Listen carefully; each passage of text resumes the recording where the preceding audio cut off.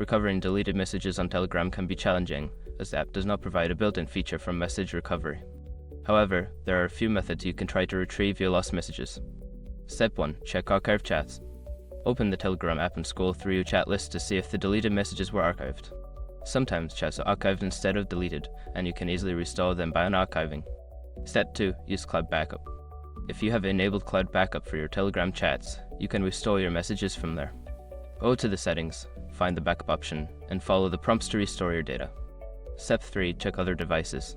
If you use Telegram on multiple devices, check your other devices to see if the messages are still available there.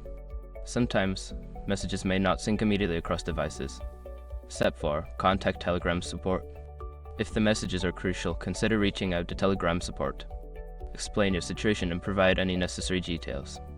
They may be able to assist you in recovering your messages. Step 5. Use third-party recovery tools.